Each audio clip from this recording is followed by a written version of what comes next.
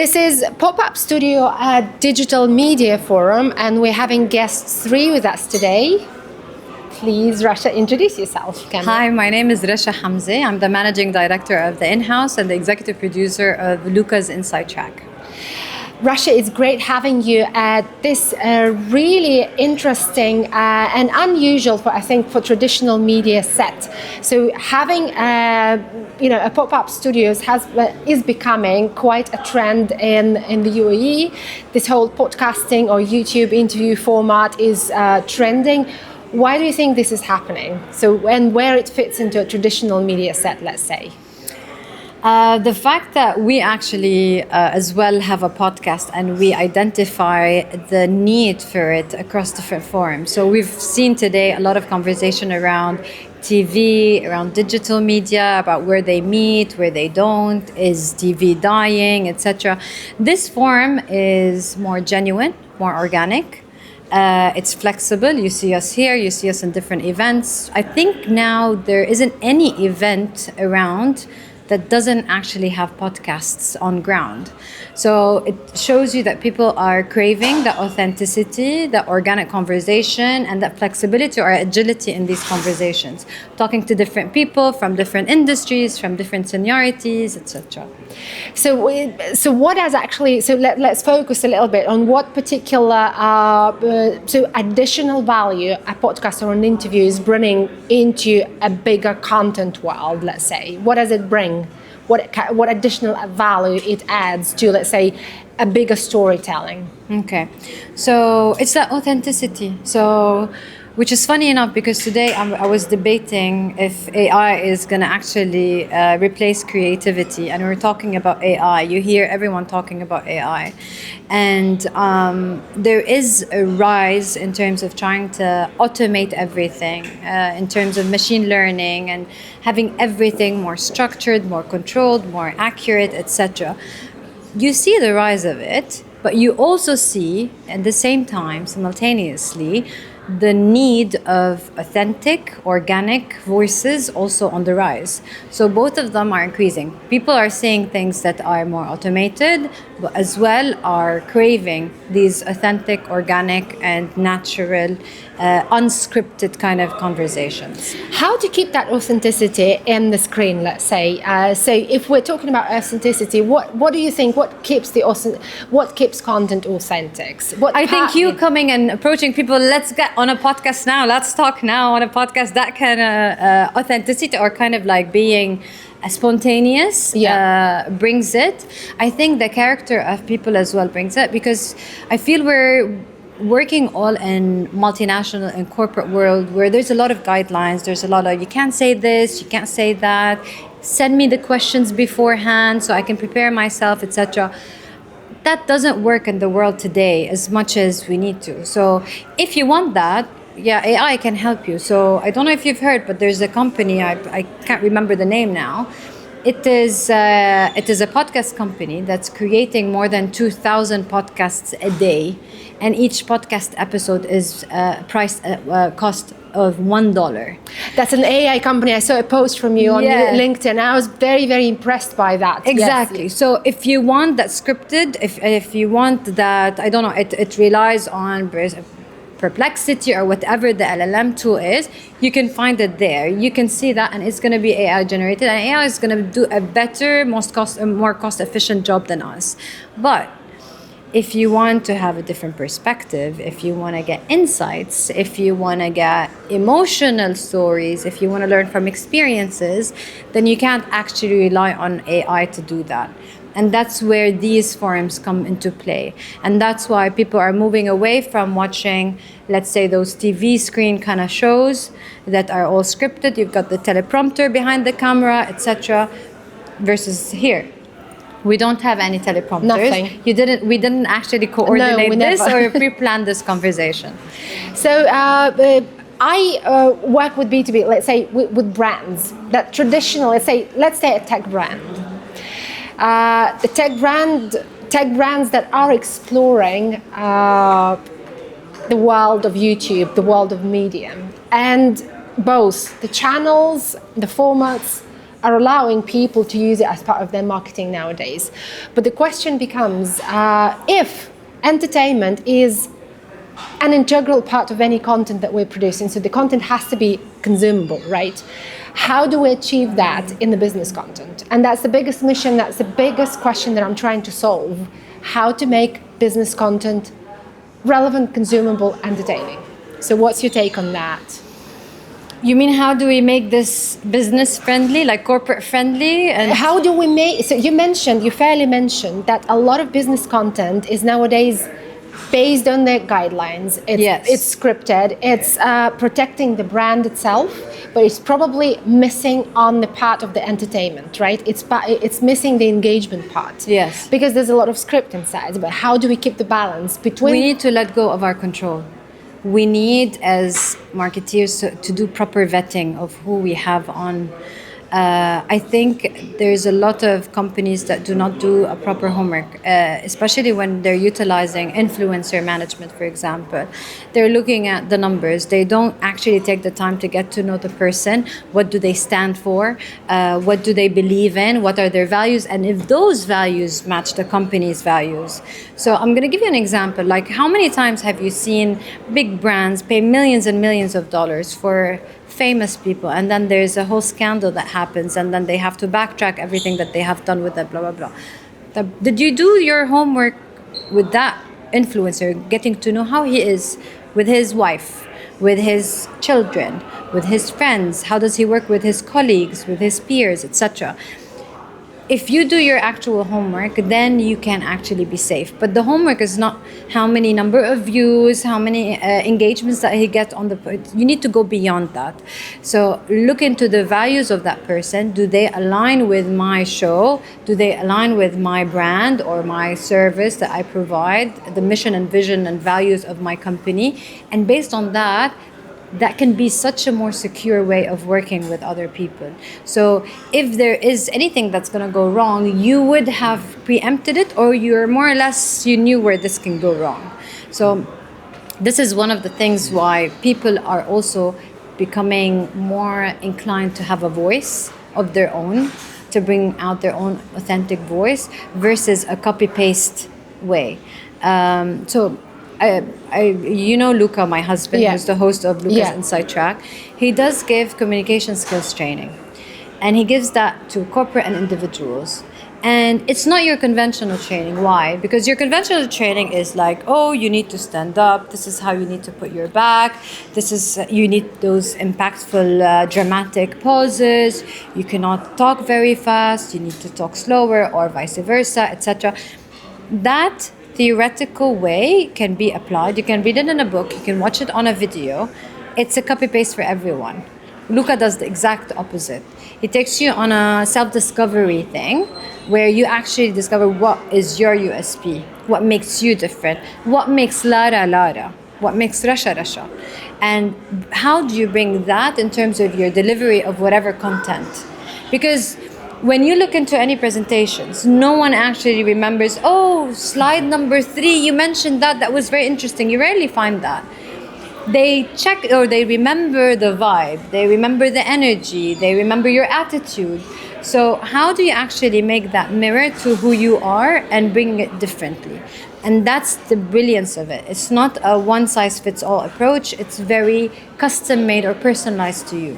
I was going to mention that's a lot of probably work from Luca's side, and probably from your side as well as a producer of that particular podcast, to unpack each and every guest who comes to that show. So it's a big work, and it's a very human work, isn't it? 100%. And look, to be honest, we've had a lot of mistakes with guests. We've brought guests that we didn't vet, probably because, to be extremely honest and authentic, we don't have too many resources to take our time into vetting. But we realize it and we learn, because one of the reasons I'm the executive producer of his show is that we were not able to delegate this to anyone else, because Luca's brand is everything. And we've had a lot of meetings with people that didn't just get it. And that's why, me being his wife and being someone who has worked with him and I look up to him, I know basically what he's about, and I know that his brand is safe with me. Yeah. And that's something that's extremely important. That's why when we approach people, and I have my heart and soul into it, so I know what's at stake. And that passion as well comes off. Like, a lot of people know that I work on the show because of the passion that we both have. It's our baby. But my point is, it's fine doing mistakes. It's part of the process. So I'm not saying that we figured it out. We're learning as we're going, but just knowing or delivering that authenticity is what counts. Absolutely. So let's get into the part that actually probably makes this whole creators economy, including, let's say, podcasters who have grown from their home recording to bigger shows. Monetization plays a huge role in that. So we all have to aim to either build a bigger ecosystem or to monetize the attention. And brands are sleeping. Yes.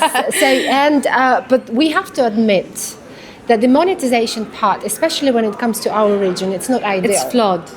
It's not ideal yet. I mean, it's hard for the advertisers to pick up their particular brand. They need to do they need to have views and reach. Let's say some niche. The vanity metrics. Yes, the vanity metrics, because that gives them, let's say, that reporting structure that will allow them to sort of at least explain their investments. But does it really work all the time for those who are advertising their products? The execution model is still in process of evolving.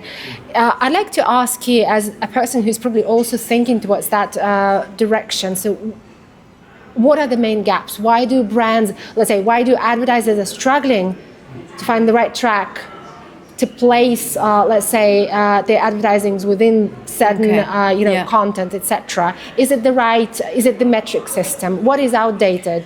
So I'm going to answer this in several batches. In several hats that I wear. So my background is in media buying, right, and media planning.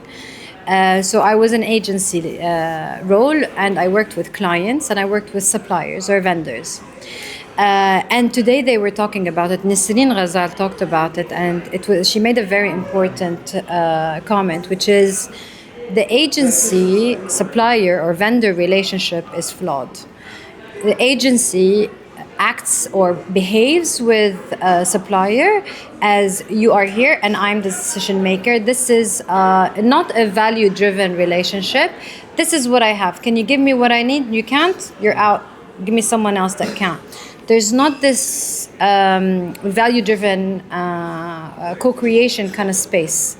And that's the biggest problem, because it makes it more about pricing. Yeah. It makes it safe. It doesn't work around taking risks together.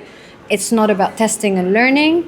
And there's a reason for it, because planners are overworked. I've tapped into it that the agency fees are just decreasing, the pitches are getting more aggressive, etc. And the model is flawed. So the planners, I don't blame them. They don't have the time or the space to sit and be creative, to sit and, let's test and learn. But that's the problem. You're making this industry into such a boring industry, and we were the industry that used to attract such amazing talent, the creatives, the people that used to work hard, play hard. We used to go for drinks at Thursday afternoons back then to enjoy, and then go back at 12 or at midnight and continue our shift. Nowadays, it's not about that. We're all talking about work-life balance. We're all talking about being safe. We're trying to optimize those small increments. But then again, if you're going to say that, you're not going to expect that exponential growth. How much are you going to optimize? 10%? 20%? It's not going to be beyond 20%. Or if you're the best buyer around or the best planner, you're not going to go crazy with these small micro optimizations. You need bold ideas. You need big things. Yeah. And that is where the industry is scared. They have that fear of being replaced. We're seeing how many people are being replaced in the industries, the layoffs that are happening even in big tech and in the big multinationals, etc. So it's more or less people just want to get by.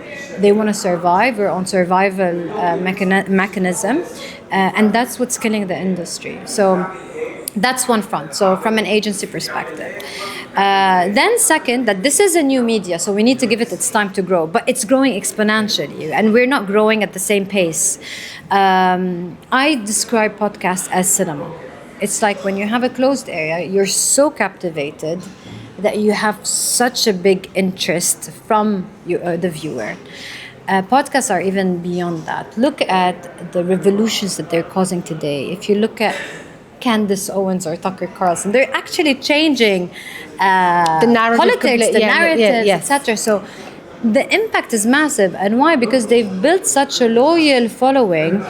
If you go into their social media and you just check comments, people are just like hardcore fans and loyalists. So you're creating those armies of people that love you, trust you. So imagine that brand, the Candace Owens or Tucker or whomever, working with a brand that mirrors the same values. We go back to the previous point where we're talking about the importance of them following the values that you believe in. You're just going to tap into those audiences in a way that's more emotional, that's more bonding than any advertising, BTL, ATL, whatever you're going to do. It's going to take you millions and millions of dollars to actually create that relationship. So these engaged audiences, listeners, they're worth so much more. And honestly, I see that. I see that as the more that Luca's Inside Track is growing, the more I see the genuine connections that we're building with people. I've got people that call me up and tell me, "Ooh, I've watched this person. Why don't you get him on the show? I think he's going to have a brilliant chemistry with Luca." They know how Luca is, the chemistry that he would or he wouldn't have, the kind of conversations. Or they mention things. "Oh, why don't you get this topic? We don't talk about this topic enough in the GCC, in the region." So you feel that kind of relationship with people I've never met, I've never seen them, but they feel that we have built that connection through the show. So that's the brilliance of podcasts and how it can bring so much more in-depth relationship with brands that any media can bring you. That's right. So I'd like to ask you about, let's say, the consumptions in our region specifically. So our region is quite multinational. And I would say to be able to grow an audience of your podcast is probably one of the challenges that different podcasters are facing.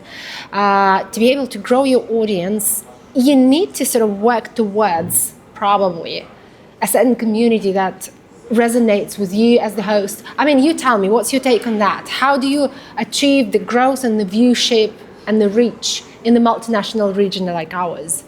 I would say you need to go niche. So for a podcaster, you need to go niche.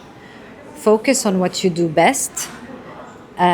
Focus on the topics that actually you're interested in, that you're good at, and talk in the language and accent that you know best, and don't be someone who you're not.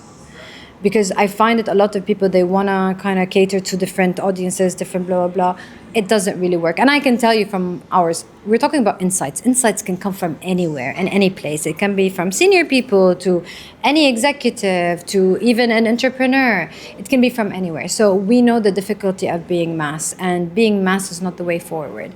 There is a demand. So in terms of the numbers, I don't have them in front of me, but UAE ranks number 1 in terms of how many podcasters there is compared to the number of population.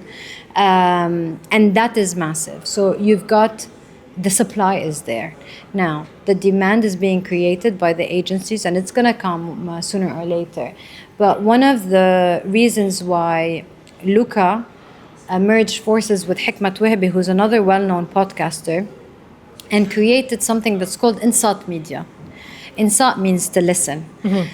They've created this network of podcasters that's going to help them monetize it. Why? Because when a brief is going to come, the brief is going to come targeting UAE, Saudi. I want Arabic, I want English, I want entertainment or edutainment, and targeting women or men, or you're going to have so many different briefs. And for you as a podcaster, if you're going into niche targeting, you're going to lose that battle, because how niche you are, the more niche you are, the less probability you're going to match a brief. So Insat comes here to solve this problem, because Insat is working with a select few podcasters that's going to make sure that we do have that diversity for those agencies. So we are going to have Arabic podcasts and English and Asian and Western, or you're going to have that diversity. You're going to have the quality content. So that is still a must. That's why it's a select few. It's not an open for all platform. And we're going to basically club this under Insight Media to go forward to those agencies and club them and give that one-off proposal that's going to basically bridge many podcasters under one proposal. I understand. So, and if you were to choose the language, which language would that be in this region particularly? Would it be Arabic or English? English, because there's a lot of Arabic speaking people that speak English. I love our heritage and I love the Arabic culture, and but because we live in the UAE and it's a melting pot of different nationalities, etc., I would rather reach to more people. But again, each industry or each topic or each podcasters, they have their own audiences. The creativity or the right tactic is not which one works better. Which one works for you? Which one works better for you? Who are your followers? Yeah. And you're not gonna get to know that from early on. You're gonna test and learn, and you're gonna grow. As you grow, you're gonna see who you're attracting, and then you tap into that. I understand. So, what would you like the Digital Media Forum audience to stay after listening to this episode? To say? So what do you want the Digital Media Forum audience to stay after listening to this episode? Just 1, 2, 3 takes from you. My take is because we tapped into AI at the beginning, I would say embrace AI. Try to get ahead of the curve. It's not the enemy, it's an enabler. That's one. Second, listen to more podcasts, because there's a lot of quality content out there, and we do have the numbers to support that. For agencies, take some risks, support podcasting. We are working with different governmental entities as well to bring this forward. So we were part of PodFest, with Dubai Press Club, etc. We are working with governmental entities to bring this even forward and try to finance it more. And as well, last but not least, subscribe and follow and like Luca's Inside Track as well. Oh, absolutely. That is the must. No, I've got a notification. I got almost every episode when you uploaded on Apple Podcasts. I think that's why I get it. It's quite exciting. I also see you on Instagram quite a lot, which is interesting how a great content can be repurposed nowadays. Thank you, Lara. Great to have you, Rasha. Great. Thank you so much. Thank you.